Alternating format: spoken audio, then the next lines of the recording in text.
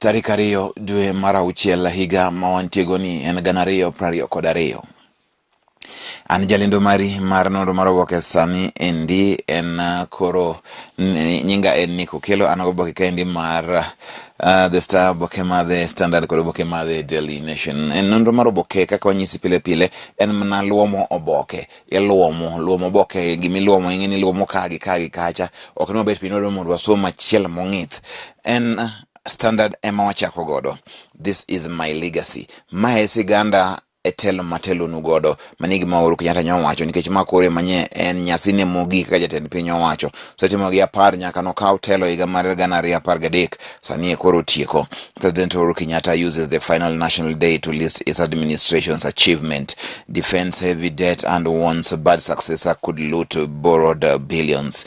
Mane Uhuru wacho ni wakaw gowi adier to gwi mwaka oyeki ng'ama luwo bang'a kukete ng'ama rach mabende bro kwalo menda gite menda mwalo gi ng'ato nyalo biro ka endi mayudho gite. Koro Uhuru wacho ni manye uru ng'ato manyalo miyo omenda mwomo yeki kik lal e yamo nono. Kang'iyo kaendi military and patriots from all walks of life mark Kenya's big day. Ni koro nyigi nyasi ko manye timra achiel kachiel mano endo e alabendo ma Uhuru Gardens. Nyeno dichino endo mako jo Kenya biyona no gig lweny mago ko mabesa ni ndi koro sebede ka bendi pando ga panda ng'enygi.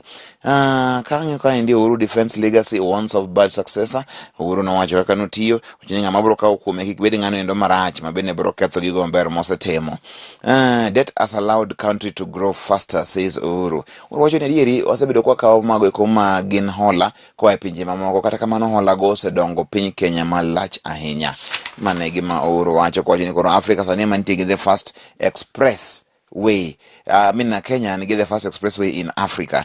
Maendi gima koro wacho sani ni koro piny Kenya mantie kod maendi ma en expressway mokwongo e Africa maendi duto te. 10 years of big promises, but what's there to show for it? Maya washmentire kaendi gini apara Uhuru tieko osebedo kitimo singo madongo ipenjo to kara ere giminyalo nyisi ranyisi ni gigi otimre maber ni kanye. Mane ler mantie. Uhuru Ruto feud plays out during Madaraka Day Fete. Yuarok mar Uhuru kod Ruto nyocha koneno kendo ayanga e weche geko mag Madaraka Madaraka achiel kachiel mag weche mantiere kanyo kaka benyo time counties mopogore benika nye counties mang'eny ntiere kod manendo mabende nye en kidego eko mag timo nyasi ni yore mopogore. Rich display as Uhuru Gardens open to public. Wanyakoro ntiere sani koro National Monument and Museum maendi sani koro keti koro Uhuru Gardens kaendi koro biro nene kanyo ma oketi sigana maduong' ahinya. Adieri en gedo maber, en ranyisi maber ahinya ka wantie kod gima chalo kamaendi. Pero ni en gima ber.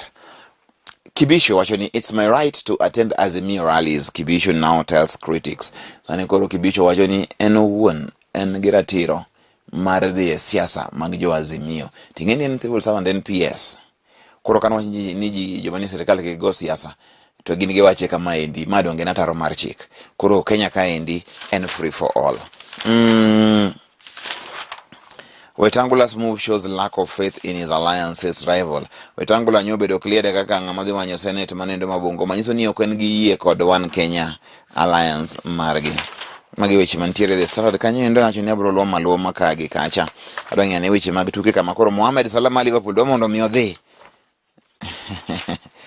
Salah says is ready to quit Liverpool. Egyptians international could join Premier League rivals if talks on pay increase fail. Salah koro wacho ni onyalo dhi tugo ne tim moro e English Premier League kapano ni koro dwaro mare ok otimre mondo miye pesa malach ahinya. Odwa mondo koro omiye pesa kaka miyo Kylian Mbappe mar PSG ichulo anyisi kik mondo chunyi yudre madhi.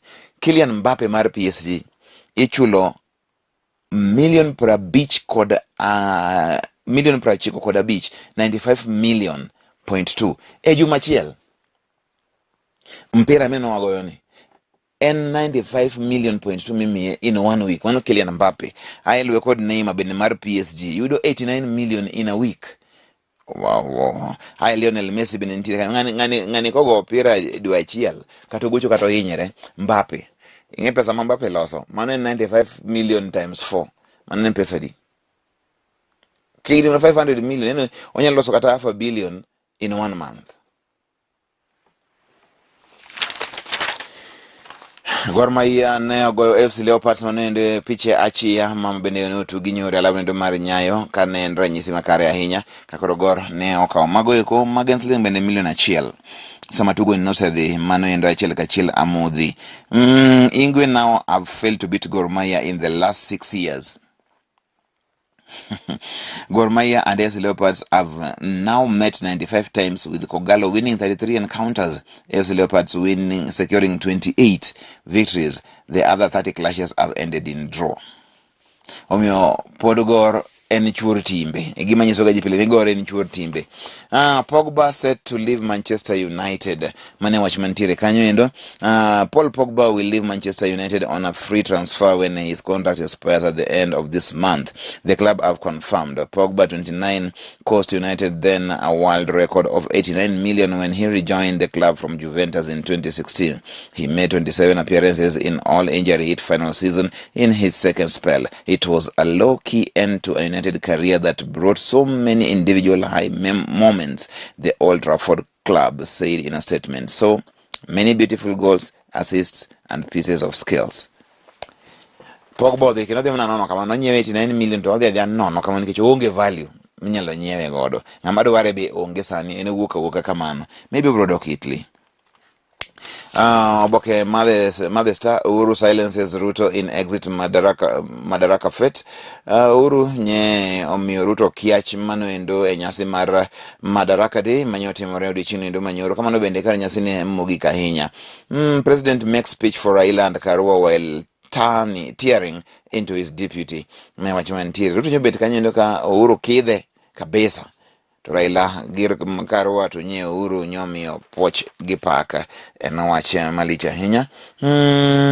Ka wadhi nyime kaendi en military splendor as Uhuru presides over last day mane wache mantiere kanyo gin na gige nyase manyentiere mar Madaraka Day no endo achiel kachiel mopong'o kanyo. Kidero Waiguru among aspirants EACC once blocked from vying. Anti-corruption dwaro mondo miji kaka Kidero Waiguru gini kik mondo miyo chako chung kendo. Mae wache mantie bende gibo nyalo only 2 months to elections. Kini gima nyalore. Mano en gima sani koro is too late in the day.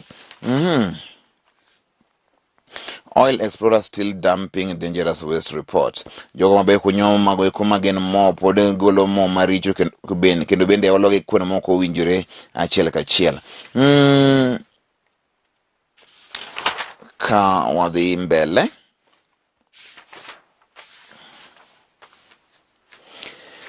I campaign on foot to avoid pollution, Othaya aspirant says. Kimengere says powerful public address system cause noise pollutions. Mane wacho masani koro ntinti jagomoro ma eno campaign gitiende. Onyono nyona gitiende e gwenge mag Othaya to manyo kura kamano. Since Sunday, politicians as a way of flexing their muscles, mobilized thousands of their supporters in motorcade, including fuel guzzlers fitted with a powerful public address system as they presented their documents to IEBC.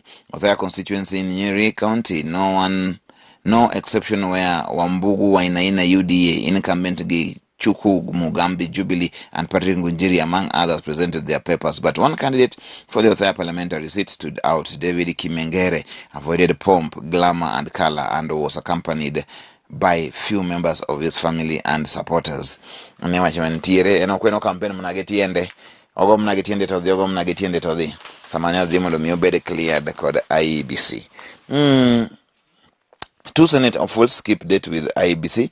Mageta Asiko of DAP Kenya and Joyce Rita Mwangoma of Safina Party failed to show up for clearance.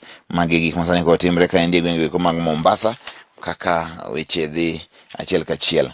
And clearance wanyo timbre kwa negikoni. Candidates receive handwritten certificates after IEBC system fails in Homa Bay.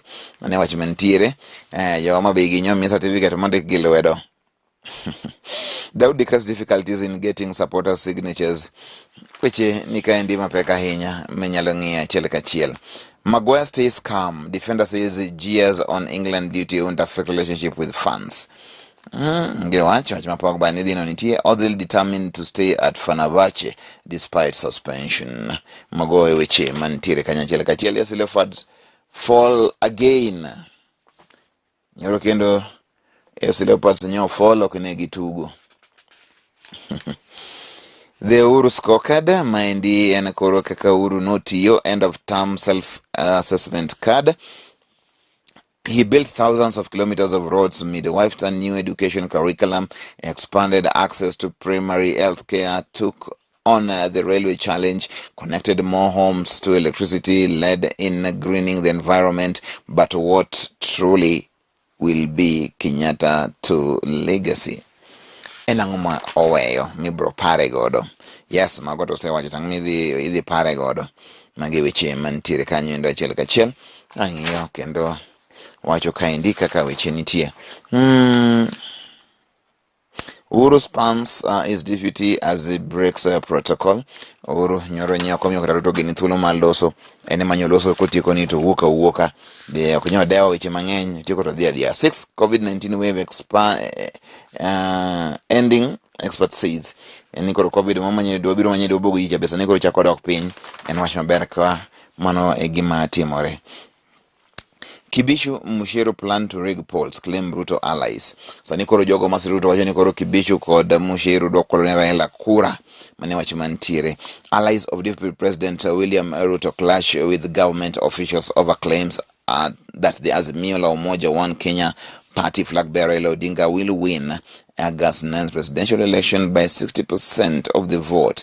They made the claim after Interior Principal Secretary Karanja Kibishu and Information and Communication Technology Cabinet Secretary John Musheru said Odinga was assured of first-round victory. The officials attributed their views to data located by the National Intelligence Service. Again, government officials, they should remain doing government business. Whoever wins the polls, Gibrutio, Kalonzo hits at rejoining Raila in Azimio camp. Kalonzo nyaludu kawuono ni. Nino not rotation apani karango. Pani on Saturday, should be Saturday. Koro wacho ni onyaludu ko ipalita Kalonzo Musyoka yesterday hinted at going back to Azimio la Umoja One Kenya party as he delivered former Prime Minister Raila Odinga's condolences at a funeral in Machakos, speaking in public for the first time after he declared that he had parted ways with Mr. Odinga after he lost the Azimio running mate contest to NAK Kenya leader Martha Karua. Kalonzo Musyoka said he had made up his mind after considering the interest of the country. He announced he would declare his final stand on the presidency tomorrow. IBC set to verify a fresh 1 million voter transfer requests. My watchman tears and in the watchman jamano walk when the moko kadika okura kunde moko to watching your clear hinya. For a voter transfer request to succeed, it must be supported by a filed signed form. Mane watchman tire. My gimakosandang lukijiki chin. The Electoral Commission has said it will subject 1.1 million voters transfer requests to fresh scrutiny following complaints by some who claim to have been moved from their original polling station without their consent. Students in fee appeal returns to school after donors come to her aid.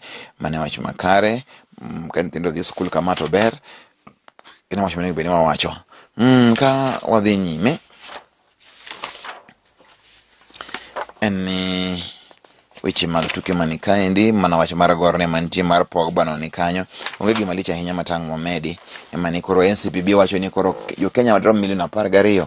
Sani ndi koro nyalo bedo gi kech kaponi ok ong'i gima inyalo tim mapiyo piyo. Kenya produces 3.2 million metric tons of maize annually against a demand of 3.8 million. Why? Wan gi low, wan gi everything, wan gi resources. Ang mono bedo gi chiemo moromo. Mondo mi obede kata gi double this. Mondo mi kiki bed ni paro ni samoro kech bro betie. As a country masani koro chopo number 6 as the richest country in Africa. Onebenisa nindi wan gi chiemo. There's no reason momi Kenya onge koda kamano ndo chiemo moromo. Onge. There's no, if you ask me, angeni onge. Why? Wan gi capacity. Wan gi the soil to do it. Wan gi intelligence to do it. Wan gi know-how. You have everything. So let's do something. Onge wach awegi kanyo, nyinga en ni Okelo, warom kendo odiochieng' makiny.